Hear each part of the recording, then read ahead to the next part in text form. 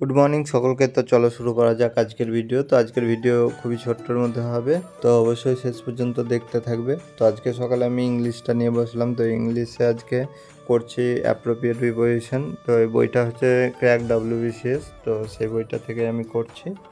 তো এখানে কিছু কিছু প্রিপোজিশন থাকে যেগুলো মানে সেই ওয়ার্ডের সাথেই বসে, তো সেরকমভাবে অ্যাপ্রোপ্রিয়েট প্রিপোজিশনগুলো তৈরি।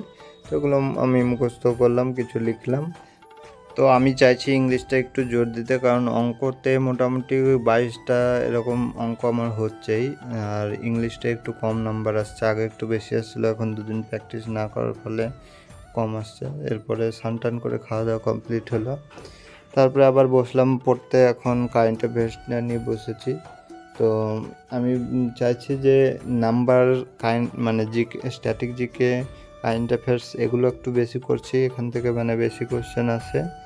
আর এমনি জিকে তো মোটামুটি ইতিহাস ভূগোল এগুলো তো পড়ছি। আর ইংলিশটাতেই আমি জোরটা এখন বেশি দেবো, কারণ সেটাতে নাম্বারটা একবারেই কম আসছে।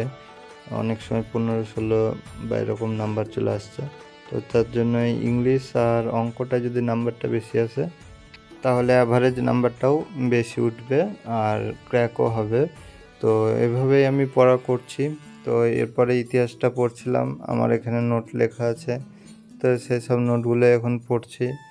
তো ইতিহাসের নোটটা আমার লেখা ছিল, সেটা আমি মানে দেখিনি, ইতিহাস খাতাটা তো বেশি দেখছিলাম না। তো বেশ ভালোভাবে লেখা আছে, আমি ক্লাসও করেছি কিছু কিছু। আর এরপরে আমি এই বইটা থেকে MCQ কিছু করলাম ইতিহাসের। তো তারপরে ভূগোলের নদ নদীটা পড়ছিলাম। তো ভারতের নদ নদী তো অনেক বড় চ্যাপ্টার, তো আজকে কিছুটা বললাম। তো এখানে এই নদ নদী ক্লিয়ার হয়ে গেলেই অনেক কোশ্চেন ক্লিয়ার হয়ে যাবে। তো আজকের মতো এই পর্যন্তই। দেখা হচ্ছে পরের ভিডিওতে। সকলে ভালো থাকবে, সুস্থ থাকবে।